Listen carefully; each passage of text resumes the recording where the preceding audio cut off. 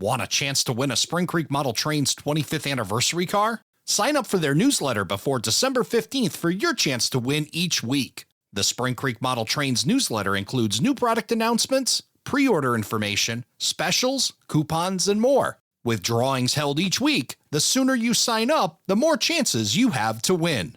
Head to the bottom of the homepage at springcreekmodeltrains.com and sign up for your chance to win. If you own a Protothrottle, it's time to upgrade your fascia with TullyModels.com fascia Protothrottle holders. Experience safe, one-handed operation of your Protothrottle and easily shift from engineer to conductor in a snap. With 4 available configurations to choose from, including integrated cup and pick stick holders, Tully Models has a holder for you. Don't have a Protothrottle? No problem. TullyModels.com has fascia holders for Digitrax and NCE throttles and holders for your smartphone too. Check out the entire lineup at TullyModels.com. At 1810 Designs, we believe true art takes time. Every piece we create is hand-painted, hand-assembled, and crafted with care right here in our Texas workshop. This holiday season, our hands are busy creating, but you can still give something truly special. An 1810 Designs gift card lets them choose their own handcrafted piece made just for them. 1810 Designs, enhancing the hobby. Give the gift of handmade this holiday season at 1810designs.com. ATLP Extra is our monthly newsletter delivered right to your inbox each month. Sign up for free at atlpextra.com.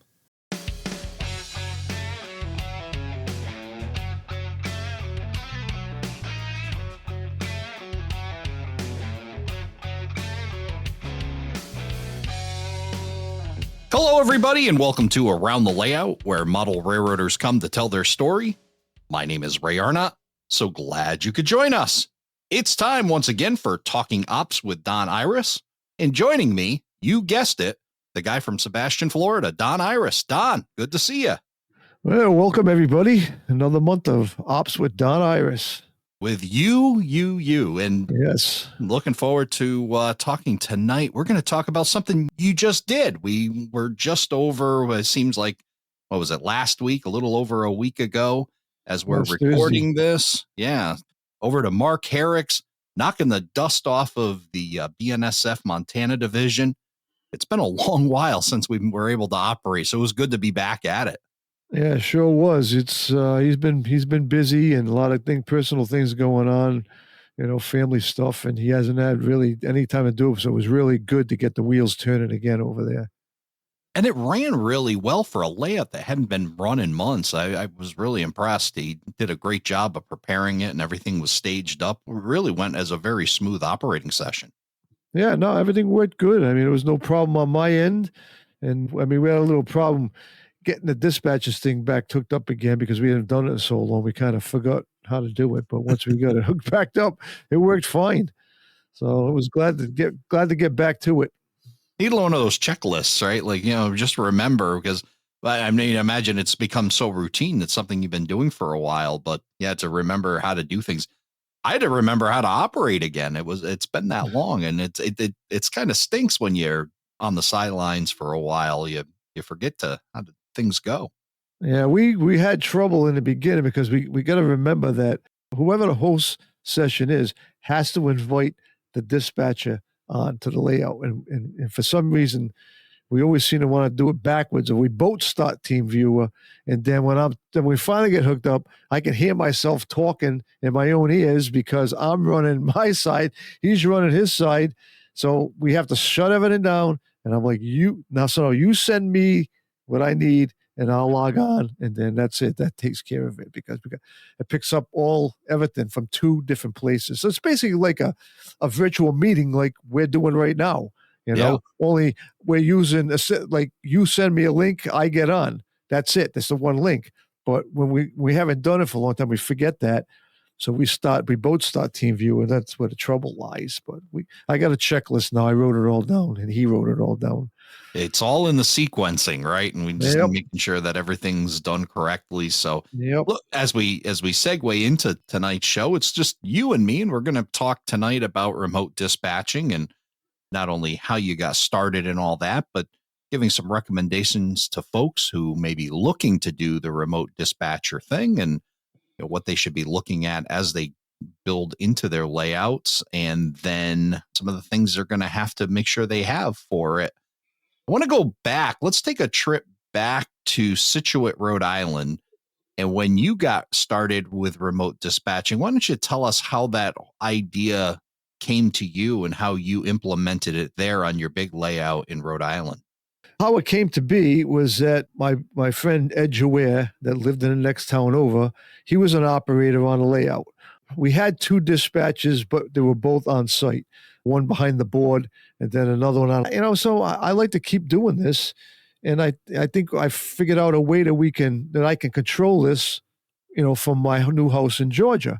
I'm like, well, that's fine. I says, if you can get it to work, I'm most certainly game. So he put it all together. We did some test sessions from his house in Gloucester before he moved, made sure everything was working. I mean, back then the audio was in the Yahoo Messenger days. that's going back a while, yeah. It is going back a while. And basically I don't remember what we used for VNC we were using. We started off with VNC and Yahoo Messenger for the audio. That's how it worked. Everything was working good. The biggest fuss was the radio part. The radio parts is the hard part, because I had two separate computers, and when I had one computer, for some reason, the audio and the VNC wouldn't play well together. Again, getting back to this, hearing yourself talk in your ears and stuff. So I decided to put the audio on the other computer, which was for the paperwork. So we totally separated everything. And it worked out good, just plug a radio in to the old sound cards on the back of a Dell computer. They were both, they weren't laptops, they were desktop computers. And it worked fine. So like I said, we did some tests, before he moved. And then when he moved, it was probably at least almost a month before he was set up enough to do it. And we did a little test session from his house, and it worked good. It was fine. We had two radios like we do now. We have the main radio for the dispatch. Well, we had two dispatches. So when you have two dispatches, you're going to have two frequencies. So the dispatch that's in the room has on a frequency. We'll call that 66 on the FRS radio. And then he would have 1010. And then there'd be another radio where they could talk to each other, when they're handing off trains at the change points. And it was nice because everybody in the room weren't listening to the same channel all the time. It was split up depending on what level you were on is what channel you on. If you switch from the bottom level to the top level, you had to switch channels on your radio. So, but it all worked good, and we had fun with it, and we just did that for years until I moved, and then I moved that same thing down to here, operating and dispatching Mark's layout, Tony's layout. So yeah, that's how that all started. So the remote dispatching, as you started to develop that, it must have been interesting to kind of go away from having that person in the room. And I can imagine with two dispatchers, and they were kind of sitting near each other, right? In Scituate, you mentioned they were kind of sharing a desk area. Right. So I had a big room and two smaller rooms that the railroad was in. So on the smaller, which was my office kind of room, it was, had the only room that, had a carpeted floor, and there was all kind of stuff in there. I picked up a dispatcher console from Bob Davis. He's passed away, but he had the Mashamu and Weston layout. And when he moved from his old house to his new house, he decided that he wasn't going to use that console. And it was all manual knobs and stuff that the dispatcher controlled the switches and turn out the signals from that. It was all basic toggle switches and rotary switches. That's all it was. So I said, what are you going to do? He goes, well, you want it? I said, yeah, I'll take it if you don't want it. So I moved it to my house, and we gutted it out.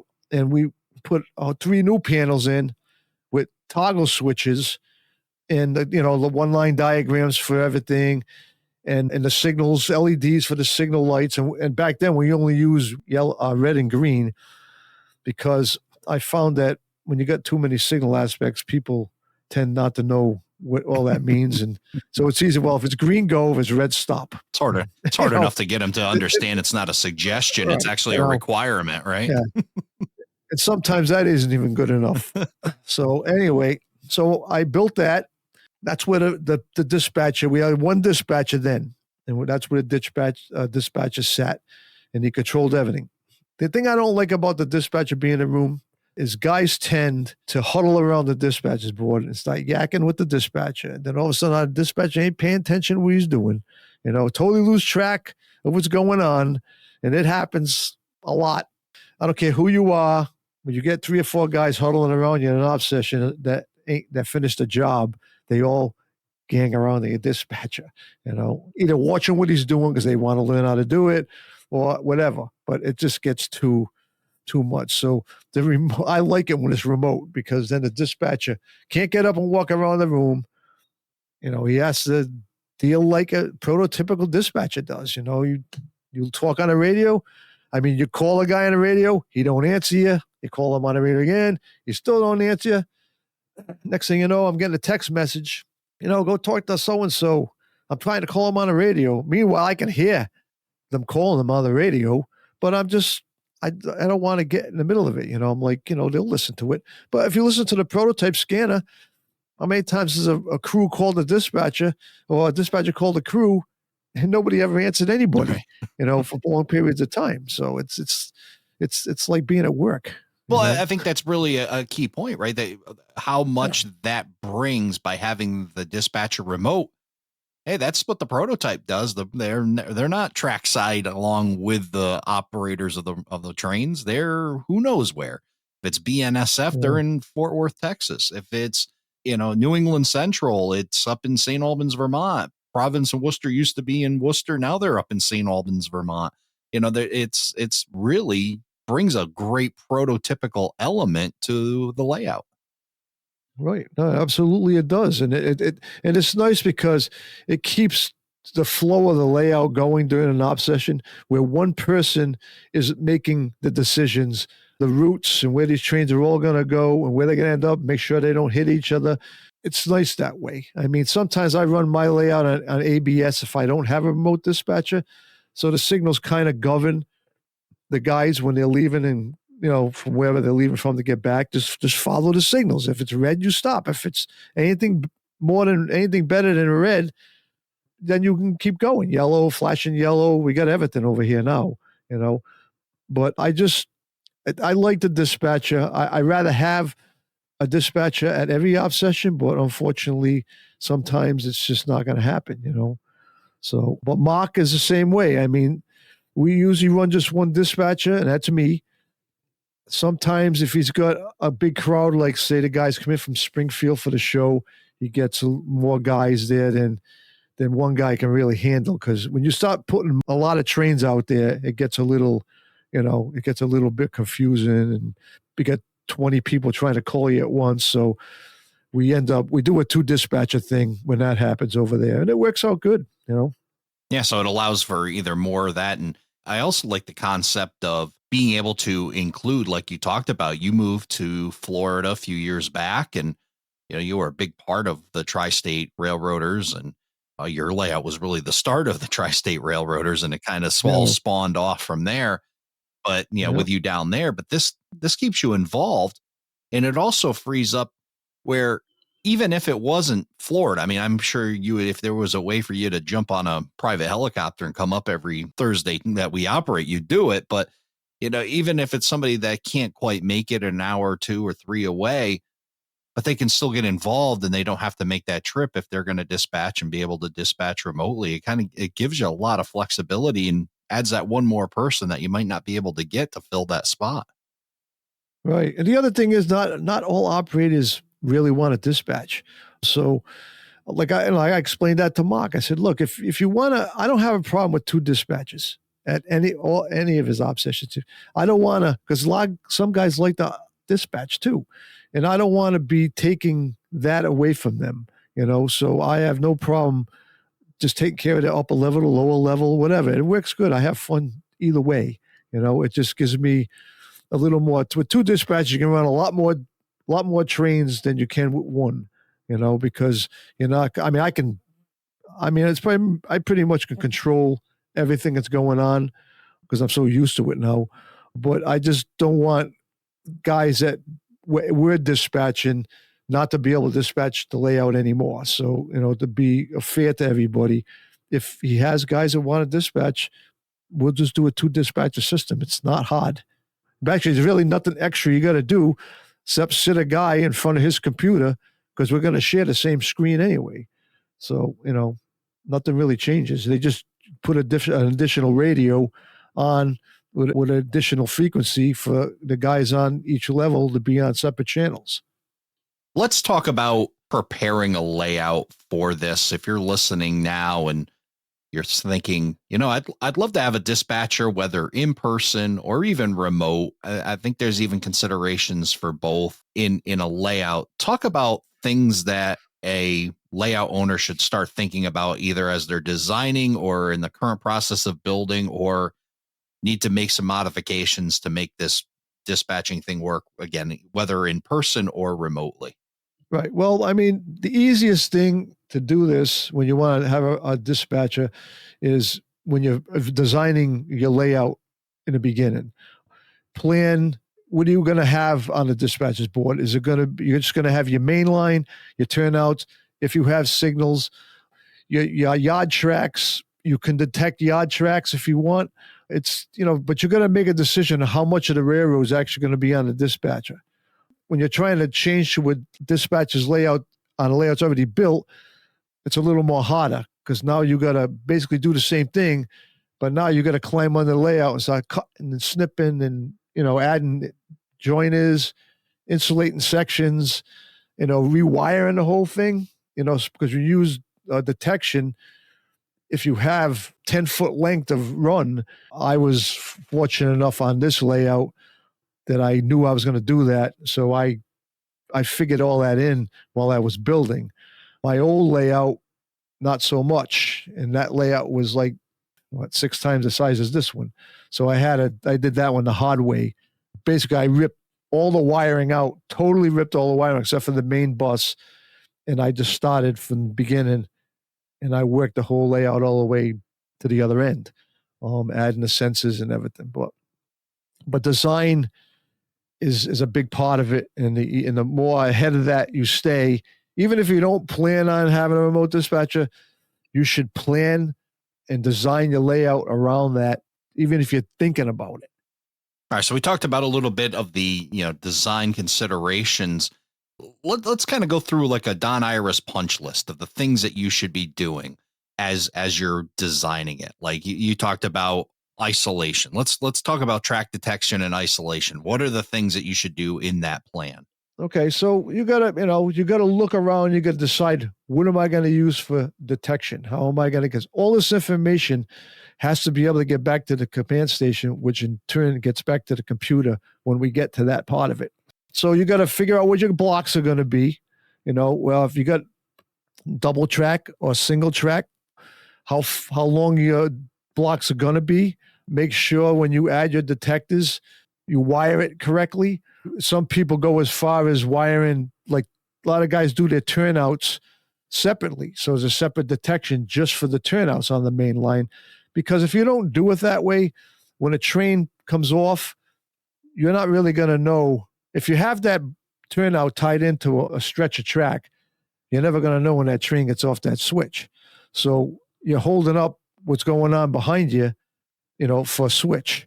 So basically you do your main line on one detector, then on the next detector, you do the switch, and then you put another detection line in. So the more you can break that up, the easier it's going to be for the dispatcher. Take a helix, for instance.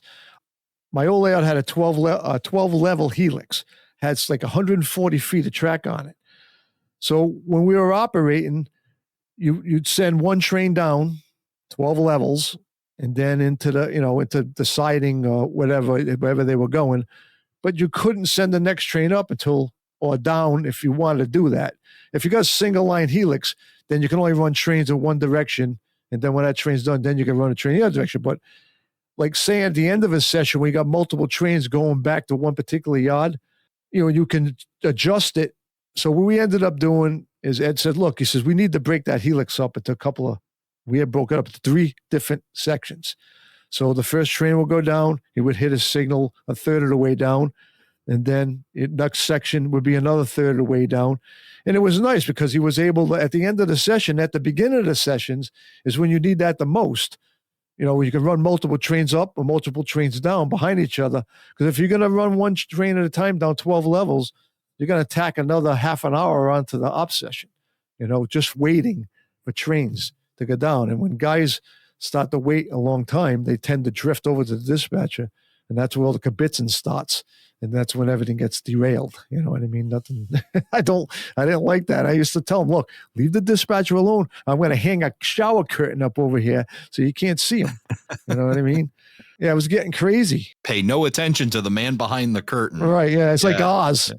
Yes, exactly. Exactly. Sounds like Wizard of Oz. Yep. It sounds like to me when you're planning this out, knowing your average train size will also help, because it seems like the longer the block, the more traffic jam you're going to get. You want to get, like you talked about your helix being a very long block, but if it's a 10-car train with power, you don't need a block that's 50 or 100 cars long or whatever it's going to be, that this massive 140-foot amount of track in your helix.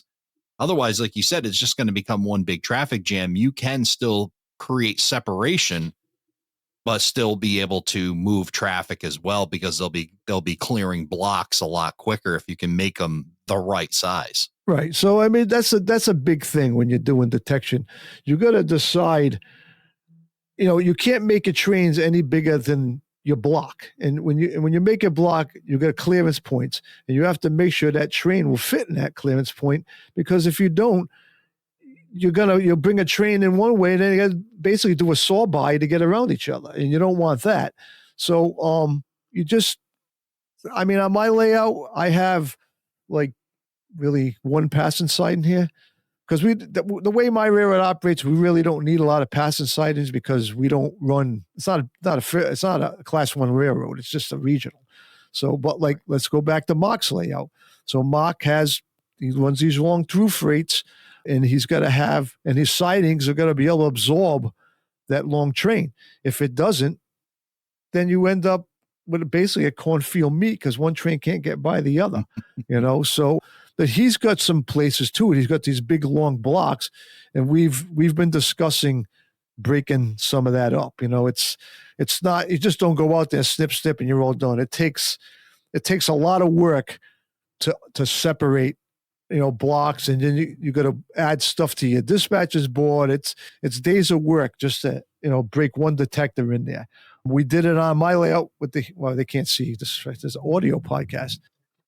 There's a big helix behind Don. If you want, my helix is behind me, and when I designed it, I did not, because it's only a 4-level helix, I didn't think to break it up. Because there's only a couple of 3 trains that go up and down there during the course of a session. Why bother? Then we started operating. Then I wanted to do this and I wanted to do that. And I'm like, can't do it, because we need to. So here we go. Took me almost a week to break the helix up, put the detectors in, run the wires, put the signals in, get the boards, get the signal controllers, modify the panel to get that all to work. It's not something you just snap your fingers and you're all done. It takes time, to do it. When you're used to doing it and you know exactly what to do, you can do it faster. But if you haven't done it in a while, it gets a little more, what did I do over here? What did I do over here? You got to kind of think about it. But yeah, if your sidings are so long, your trains should all be able to fit in those sidings without following either the single line track or following a switch. You want at least maybe a couple of cars clearance on each end so you can get trains by. But yeah, that's important. It took a week to add that detection to your helix. Imagine if you were doing that in the initial build, it would have been a lot quicker, wouldn't it have been? It would have absolutely been a lot quicker, because I would have had all the equipment here. It would have already been done. And I probably have a couple of miles, or maybe 3 or 4 miles of Cat 5 cable running through this layout, because that's my cable of choice for the drops off the track, the power drops, and all the signaling, detection. Everything is done with the Cat5 cable, and I like it because there's multiple pairs in one cable. So you can basically run two Cat5 cables to one CP point, and you'll always have wire for the future. You know what I mean? I learned that from my last layout. You know, don't be afraid. Cat5 wire is cheap. Well, it's not cheap, but it's cheaper than a lot of other stuff we buy. Cheaper than a locomotive, that's for sure. So don't be afraid to run a couple of cables to each CP point. So in the future, if you want to add stuff, you have the wiring there, and it goes all the way back to wherever your controls are. That's half the battle right there, you know. So people have seen mine. I've posted pictures of what I call my bungalow. I myself choose to keep all my equipment in one spot. For troubleshooting, for me, it's the best thing. Because if, people say, well, why don't you just put the decoders over where the signals are? Well, yeah, I could have, and that's what they do in real life. But in real life, you're talking miles and miles and miles between each other. Over here, we're talking about 3, 4, 5, 10 feet away from each other. So my computer, the equipment, all the troubleshooting stuff that I need are right there. I sit on a stool, and I could just watch a train go through the layout on the computer right there. And I can look at the lights on my stuff to make sure what's working, where my problems are. And I got another computer with all the paperwork on it, tells me what all the addresses are for everything. And I could just sit right there, and I could see everything that's going on just sitting on one stool. So that's me. Other people may not want to take that approach. So we talked about getting the main line into blocks, but I know it's beyond mainline that a dispatcher can control. Talk about making the decisions as to where a dispatcher is going to control, because I think your mind changed a little bit on that with your current layout, didn't it? Right. So the yards weren't initially on the dispatcher because in Valley Falls, in a prototype. The crews, they control the yard when they come in and out of the yard. There's no dispatcher line and switches up. Actually, to be honest with you, the P&W is nothing but dock territory. And they do track warrant stuff. I like signals. I like them because for the dispatcher, I just like the looks. It makes the railroad look complete to me with the signals. But in the beginning, just the main line going through the yard was the only thing that was detected. That's so the dispatcher knew if there was any trains on the main line. As time went on, the dispatcher we were talking, so I can, I'll just run the trains into the yard on the tracks. I said, okay, so we got to detect all that stuff. So I went through it. We detected all the tracks in Valley Falls have got detection on them now. So the dispatcher can actually run up what he wants to do. A lot of that's even changed today. We'll get into that a little bit later. But in Worcester, there's always a full-time yard master in Worcester. And basically the yard master controls traffic through Worcester, even except for the main line. So there's one track that comes from off the CSX, the way I interchange, goes through a lower section of the yard, then goes through the curve and out on, onto the rest of the railroad heading towards, Rhode Island. So I didn't detect none of the tracks. I didn't feel as though the dispatcher needed to worry about what was going on in Worcester. And today that still holds true. He doesn't control any of the turnouts. He can line all the yard turnouts on the south side of the yard to the main line because all those turnouts run out. The south side of the yard all curves into the main line. The north side of the yard has a drill track before it even reaches the main line, so he doesn't have to worry about any of that. And that's the way it is right now. But that's kind of changed again. So I've went to these, up in Valley Falls, we've went to this separate little panel. It's like it's an old iPad, and it basically has a web browser screen on it that my friend Heath Hurwitz designed for me. And it's just, all it has is all the turnouts in Worcester.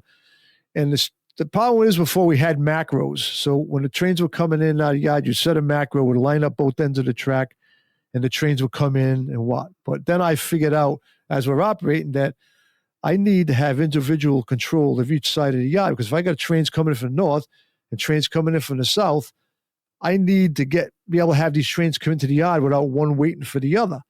So then we come up with we'll just do the addresses where you designed the piece, the stickers that went on the front of the layout, and that gave you all the switch identification numbers so you can control all the switches individual. But then I found that to be a pain because you're looking down and there's little dots and there's numbers, and if you had a 50-50 shot of getting the number right the first time, because you want 26 when you actually hit 25. Like, it's so small, it's tough to look at. So then when I went to Heath's layout and he was operating over there, and even Chris Atkins' layout, they're using these pads to control the turnouts. And I'm like, wow, this is exactly what I need. So we did that, and in Valley Falls it works out perfect. And I'm just waiting to get another one so I can do Worcester. But the dispatcher only really needs to control the main line. He doesn't really need to control the yards. He just needs to be in communication with the yard master, so he knows if he can run trains through, because if any of the switches in the Worcester area are thrown against the main, then they get a red signal before they get into the yard on either direction. So they can't come in anyway until that stuff gets straightened out. So all to be said, it seems like you can try to prepare, and you should, as you're thinking about when you're in the layout design process or as you're in a current build. But when you start operating your layout, it seems to start changing, doesn't it? You learn all these new things you never thought of, including what you're talking about with Valley Falls. Yeah, you always think you had the greatest idea in the world until you start running job sessions. And then all of a sudden, like, oh, man, what was I thinking? We can't do it this way. We got to change this. We got to change this. The changes that I've had in this layout over the last 2 years is unbelievable. It's like, and then there's still stuff that believe it or not, I'm trying to get a custom switch built, and we're going to add a passing siding, because where I thought we'd never need a passing siding, because the way I changed things around, now I need a passing siding down in front of Denison, because what happens is when the interchange for the paper mill comes back out to switch Denison, it ties the whole main line up. So now you can't get any trains around them. And we've gone as far as backing them back onto back into the behind the signal to go to the paper mill just to get a train by. So I'm like, so I got to put a passing siding over here. And the passing siding just long enough for that interchange job to sit on and be in the clear, so we can use the main line to run trains by him. Again, when you decide to do something, you have to make sure you're going to have enough trackage to support whatever you're planning on putting on there. That whole siding's only going in there just for that one job, the interchange train for the paper mill, because really there's no other. The only other reason we'll use it if there's, if I decide to run some, my little track truck or the Sperry rail car or something like that, something we can duck, them kind of vehicles into just to get them out of the way. But yeah, it never ends. The changes, and you think you got it and you don't have it, and you get it, and then now something else comes up, and things are always evolving. It never ends. Let's talk about signal placement. It's always important to make sure you have good signals and be able to communicate it well. And as an operator, you want to make sure you know where those signals are. Unlike last week, where I ran through at least one of them while you were dispatching. But talk about deciding where the signals go and the importance of that. Right. So basically, the signals control the flow of your layout. You got to make sure that the signals are placed in the right position where you can hold trains, where they're not going to be in the way of other trains. For my layout, there's the first signal once they come out of the CSX section is just before the engine house. We could hold trains there, and there's reasons why that signal's there. And actually, the signals are north and south. So there's a signal coming in, and there's also a signal to go back, because there's always something going on both sides of the signals. The next signal is coming in from the south into Worcester to control. If the yardmaster don't want to train yet, at least the dispatch can run down that far anyway. Where you come out of Worcester to the south, there's a switch just before you go up the Helix. So the switch, you either send the train up the Helix to Valley Falls, or you diverge a switch, and that sends the paper mill switcher or the paper mill interchange into the paper mill on a separate track. So that with that signal there, and the switch is hidden behind the trees, so the operator really can't see it. So for that signal to be there, it's a double-headed signal, and when the signal is lined for the paper mill, you got a high red and a bottom yellow. So he knows he's diverging into the yard, into the paper mill. A lot of other signals, they flash, tell you you're going to be diverging from one track to another. You're going through an interlocking. It's basically the flashing signals set up by cats, and they'll only flash if the right alignment is going on where they can flash. If not, they'll just be yellow. Same thing up in Valley Falls. I want to hold trains before they come into the yard, and I need to hold trains that are leaving the yard, either going north to south, because there's stuff always going on beyond those signals, So you really you want to place, the only place is a signal that's on the main line that really doesn't control any signals is behind you can't see me, behind my head on a helix, north and south. And that's where we just use that signal to divide the helix in half, so we can run trains up or down, regardless of what's going on. But yeah, so wherever you got turnouts, you need to put signals, so everybody knows what's going on with those turnouts, and it gives the dispatcher a lot more control over the layout with a lot of signaling. I'm also a big fan of labeling those signals so that when an operator gets to a signal and they need to communicate with the dispatcher, they're not like, yeah, I'm around the corner in the back somewhere and kind of near this building. That's not how railroads communicate. And it's always good to be able to share that information when you're planning out your signals. Put a label on there and let us know where you're at. Yep, I have the labels, and you've made the labels for that. Every signal, every control point has it's a control point number, and it also has the signal number. So the dispatcher knows by the signal number. Well, he knows where he is by the CP, but if there's a problem, he knows. And basically, the signal numbers are basically for me for troubleshooting. Sometimes one of them might not behave in itself, so I have to go into my Excel spreadsheets of signal numbers and fix that. So my signal numbers don't match up with their addresses, because there's, on a double-headed signal with 3 lights on each signal, it's 6 different addresses going on there. So we just give it a signal number, and then I go back to my spreadsheet to look and see what color is what address, so I can get through it and change it. Because sometimes the yellow gets stuck on it for some reason. It doesn't happen a lot, but I've seen it happen. I think it's the way I turn the system off when I'm done. If I don't turn it off in the right order, it kind of forgets what it is when I start it back up again. So that's just for troubleshooting purposes. But the signals are nice because they make the railroad look real, and they're good for guidance for the operators, because they're not running into each other. I made a decision a while ago, is that I started doing this before signal systems were even out there. You know what I mean? It's the signal stuff didn't really evolve until I was way into operating already. So we kind of made up your own stuff. So what I did is I tried to pick something that was easy. I didn't want to have to do a lot of soldering, a lot of CVP products, the accessory decoder that you could run 4 switch machines off of. You can do signals. You can break it up into 8 things. And the nice thing about them is they're 44-pin rack-mounted detectors. So basically you plug them in and you unplug them. You solder all the wires to the 44-pin edge connectors. You can line them all up. And this is what I had on my old layout. And they worked great. I never, ever had a problem with any of them. So when I took the layout down, I took all that stuff with me. Be honest with you, I wasn't going to do signals on this layout because I didn't think it was really going to be warranted. In fact, I remember the statement, "I'll never put signals on my layout," was actually the comment from Don, and many of those that are listening right now that are a little close to us will know what that day and remember it. And then all of a sudden signals were popped up, but I had to put that dig in there. That's okay. So ahead, no, Don. that's fine. So, I can blame my friend Mark Herrick. He said, well, I want to remote dispatch the thing. So you're going to put signals, and, I'm like, okay.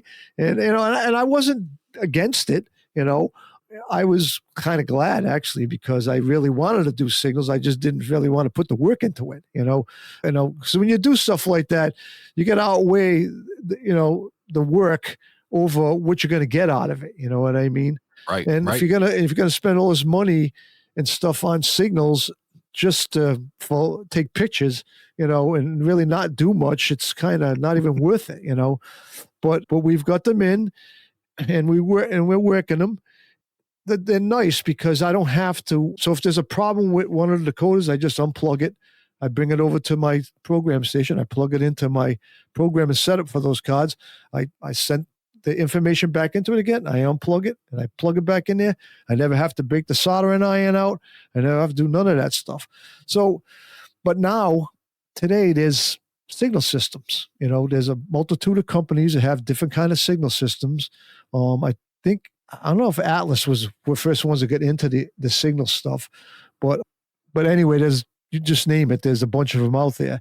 And if I was going to do it again, I probably would just go with the signal, these new signal controllers that are out there now, because they're a lot easier.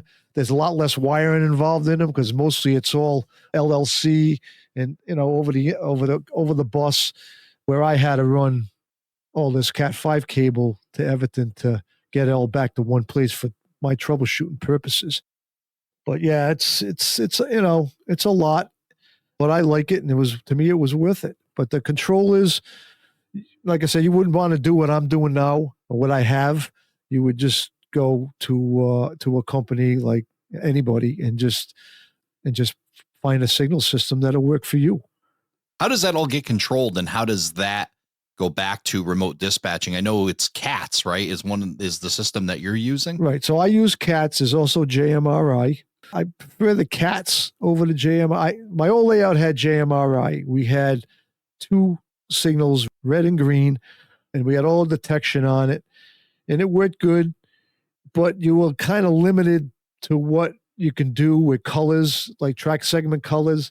You only had either clear, which was white, or red, or whatever color you choose. You could have different colors, but you can only have one, either clear or a color. With CATS, the dispatcher can put, I'll give you a track authority on one color in that same section of track. You could take track out of service with a whole other color on that same section of track. It just gives them a lot better control over what's actually going on out there. Like say Mark's layout, if the guy's working a job that he needs a track while, like say Columbia Falls for some reason, you go up there and he's got to come out on the main. He needs to be running off the switch that goes into Columbia Falls. Well, you could just give him a track authority. Then you can click on the track, that section of track, and make it blue. That locks the track out, so dispatch can't send nothing else down there. You know what I mean? It just kind of blocks that whole section right off. But JMI doesn't. I don't know if they have it now. Don't plan on going back to that to find out, because I like the way CATS works. But to get all the information back, so to see it on the screen, I use mostly NCE equipment, because that's what I have. I use the DB20s for detection, and those detectors go to what they call an AIU, an auxiliary input unit. So you wire each detector to one of the channels. Each detector has its own channel. My layout has 3 of those AIUs, because I have so much detection. And then once the AIU picks up the detector, it lights for that detector, and it sends a signal through the command station. And then in turn, from the command station, it sends it to the CAT screen to the address assigned to that segment of track. So, and the same thing with the signals is the same thing. Everything, the signals don't feed through the AIU. The only thing that goes through the AIU is the detection. The detection takes a little bit more equipment than the actual signal stuff does. Like I say, when your Yahoo Messenger went away, as everybody knows, years ago, and we jumped into Skype. So Skype was the audio part of it. And then we still had the VNC, and then we started having trouble with the free version of VNC. It wasn't working right, and so we had to find an alternative. So we found a free software called TeamViewer. So what they do is they have a home version. It's for personal use. You load that on your computer, and that enables you to log in to the host computer. And the host computer is it's carrying the weight of the layout when you're dispatching. All I'm doing from Sebastian is logging into Mark's computer, and his computer shows up on my screen. I can control anything. Everything is done at the host computer. Nothing. All I do is click the mouse and keep an eye on what's going on and keep everybody moving around. Everything else is happening on the host layout. So then we got that working, and then lo and behold, what happens is Skype goes away, right? And they got to be kidding me. Now we're scrambling to try to figure out before Skype actually goes away, because we knew this like 3 months ahead of time. What are we going to do now? So we talked about, I think it's Google Meetings, I think it is, or something like that. But then we found out that you only would stay on it for an hour, and after an hour would dump you, because somebody was using. They said after they're on, when they're having a meeting, after an hour it just dumped you, and you had to log on again. So we know that TeamViewer has an audio section in it, and for the life of me and Mark and John Farrington, for that matter, we just couldn't figure out how to get that to work right. And then, so we just kept going at it. We were still operating. We were still using Skype, but eventually we figured out how to use the audio part in TeamViewer. There's a lot of different boxes you got to check and stuff like that. But basically what TeamViewer turns out to be is like what we're doing right now, doing the podcast. It's the host layout will send me an invite. I will get on, and then once we start, then we click on. We get the audio all set up. Make sure your headphones and your mic and everything is what you use. I use the other ATLP headset when I'm dispatching. Make sure that that's what's hooked up on to your laptop, that you're at the dispatcher's part, because that's what you're using to communicate with the host layout. And then once that's all set, you have to invite. So he has to invite me into his group, and then once the two of us are on the screen, then we start the meeting, and this is what we end up with, like what we're doing right now, basically. You know what I mean? And then the old system with Skype, I had to mute my microphone so the carrier on the radio at Mark's layout would drop out. I mean, it's vice versa. It's either his layout or my layout. It works both ways. It doesn't matter. Same thing we're at Tony's. It's the same setup. But I'm noticing now with TeamViewer, I don't have to mute my mic. Just my voice alone will open the carrier up on the radio up there. And if I stop talking, it will just drop right out on its own. Because I was playing with that the other night. I'm like, well, this is better. The only thing is if I'm looking at the panel and I'm like, all of a sudden I see something, I made a mistake, and I blurt out something I shouldn't be blurting out.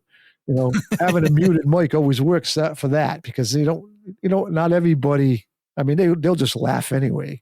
But I've got caught plenty of times talking to myself while I'm figuring out what I'm going to do for my next move. But so TeamViewer is a thing right now. It's not hard. As far as the radio goes, it's a 16-channel FRS radio. You plug in, and we bought this little adapter from Amazon that plugs into the USB port of the host computer, and you buy the cable. The trick with the radios is that you have to figure out what you have for an external speaker, like the little and no brand's the same. They're all different connector. Yep. They are not the same. That's where all the adapters come in, which is what I have. You got 3 millimeter, you got 5 millimeter, you got 2 millimeter. It depends. So you got to buy a radio. You just buy a radio, and then you make it work, and that's what we do. I have my radios. It goes from it's a 2 millimeter plug, and I had to get a 2 millimeter, the 5 millimeter adapter. And so you plug one adapter in the other, and then you plug the 5 millimeter plug into the radio, and then that runs down, and that breaks down to 2 individual wires that plug in to this little adapter you buy from Amazon and that's how the radio works. And the nice part about it, it is self-configures to your computer. That's a nice thing about with this stuff now is it's basically all plug and play. There's not a full lot of fooling around you got to do with it. The only other thing you really got to do with your radio is set it on the frequency that you're going to use. And I highly advise using the double channel 6.6 or the privacy frequency, because there's always somebody. I mean, FRS radios are all over the place. Everybody uses them, and they always have somebody coming on in the middle of your op session. Oh, what's these guys talking about? Blah, blah, blah. I've had that happen down here. You know what I mean? It's like, who the heck is that talking on my radio? So we just put the privacy frequency on, and that all goes away.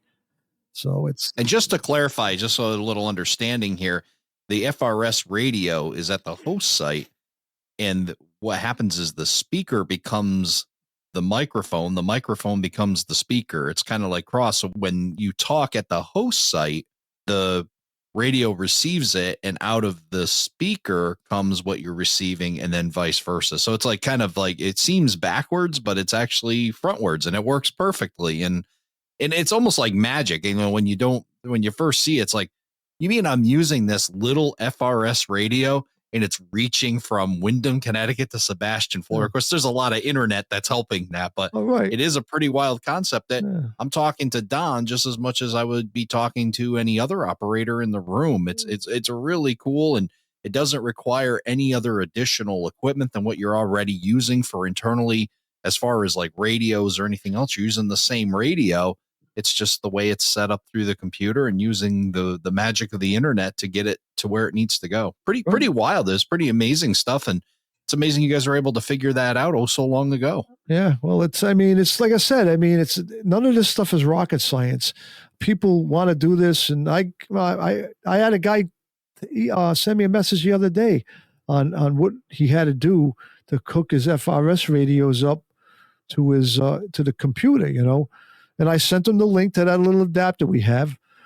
The only thing is important is that not all two-way radios have Vox. You can't, there's no way for your computer to push a key on a microphone. The radio has to have a Vox setting on it. And we usually set, you kind of got to adjust the Vox setting. We start off with like Vox 1, and then we've been up to as far as Vox 3. Depends. Usually once you get it locked down, that's pretty much where it stays. I use the same exact radio. Mark uses the same exact radio. We have a backup radio with the same settings on it, because we've had sessions where they're on batteries. So if you forget to change the battery on the radio, it might start going dead. And the sure sign it's going dead is that you can't hear nobody talking to you. The radio's still on, but it's not enough to open the mic up and so you can actually transmit to a guy. The other thing you got to make sure too is testing your volume controls on your computer are important too, because if your volume's down too low, and me and Mark had this problem the other day, we were trying to get this thing back working again, that he had we do a 20 count up and down. We just keep doing that, and he just keeps adjusting his computer volume, because if your volume's too high, my voice would be distorted to him, and he hardly understand anything I'm saying. If it's too low, then it's so low that you can't hear me talking to you. So there's a sweet spot in the volume that it's crisp and you can hear the guy, and it's not blowing my ears away when you're talking back to me. So those are just a little adjustments you got to make. But the other thing I do in an FRS radio, which I have on my Helix, I have a defect detector. Mark ain't gonna be able to hear this defect detector. You know what I mean? We can hear it here, but I want him to hear it. It helps him because he knows where the defect detector is on the Helix, so he knows where the train is when it hits that detector. So I got another FRS radio, and I made a box, and I put the speakers from the detector in the box, and I try to muffle the sound because we don't really want to hear it. It's because we hear it on our radio, so we don't need to be hearing it out of the box. So I insulated the box and everything, and I cut a little hole in the box, and I take the FRS radio, I turn it on, and I slide it in the hole, and I have a flap that goes down over the hole. So now when the defect detector goes off, it cues up the FRS radio, and we hear it. Mark hears it. It's so cool. I mean, to do stuff like that. You know what I mean? Yeah, just like the real thing makes Yeah, it very right. prototype. Exactly. I will slide out my milk stool for just a second, and I will say one thing to our listeners as we're talking about FRS radios. The saying that you get what you pay for does come true when it comes to picking FRS radios. Make sure you pick a decent radio that has good volume control. There are some out there that you think you're saving some money, and the difference between not hearing a thing and having your eardrums completely blown out is about the movement of a hair and a half on the volume control. So pick out a good radio. You're going to want to make sure that you got something where you can control the volume. Your operator is going to be able to hear but not be deaf or not hear anything at all. So again, there's my 10-second rant on radios and making sure you pick out a good one. But one thing I do want to talk about, and we talked a lot of technology here. We talked about block detection. We talked about signals. We talked about cats. We talked about a lot of this stuff. But if somebody is listening right now and is like, oh my goodness, I wasn't even going to think about or plan that. There is an old-fashioned way you could fall back to and still have a remote dispatcher. And maybe we're hinting back to a layout that used to be just underneath me, and we're still able to do the remote thing. Let's talk about the old-fashioned way, some dark territory, and the way you're able to dispatch that as well, and even remotely.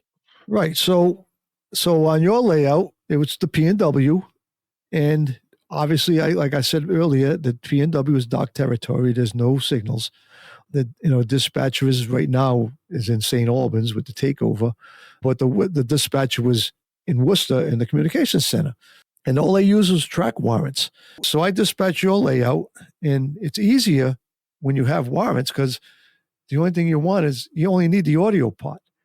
You don't need a dispatcher screen. So basically, you sent me the paperwork ahead of time if there was track out of service or there was bulletins and stuff.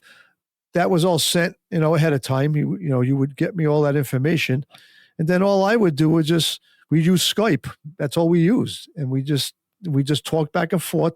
You had the same setup on your computer because that is a must. There's no other way of doing it without that. And we just talked back and forth like we're talking right now. And I just gave track warrants to operators, and that was it. I mean, I liked it. It's good. It's not a lot of work to it because you're basically just giving them an order, a track warrant, and you read it to them, they read it back.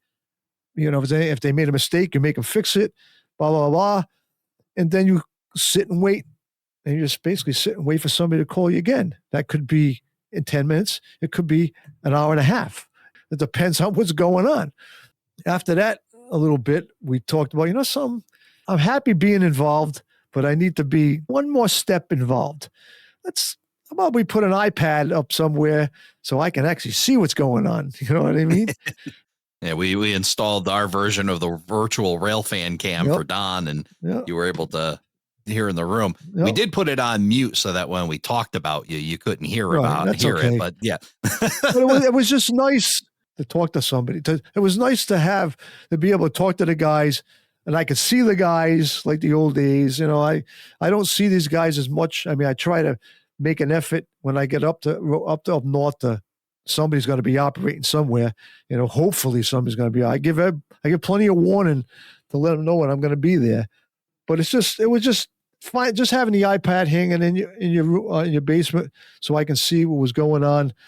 It was just that added thing that I needed to take the, it was kind of the boredomness, when you're just sitting there and I was in my kitchen, I'm just sitting there, and my wife would come around and goes, "Are you done?" Like, no. She goes, "Well, you haven't said nothing." There's nothing going on. When they're working. But come over and look at these guys. Yeah, look at them work like little busy bees over there. They're getting the work done. So when I'm not doing it, I'm just watching them. You know what I mean? Seeing what's going on. So that was fun. That made it a lot better. I think if you're doing that. But now we don't do that anymore because your layout's not there anymore. So you need to do something about. Continued. Yeah, you need to do something about that now. To be continued on that, but. As we wrap up our conversation on remote dispatching, and I want to go back just a little bit here, whether it be the technical side you talked about, CTC, or even ABS, if you don't have a dispatcher, or even just getting the paper and pen out and doing track warrants.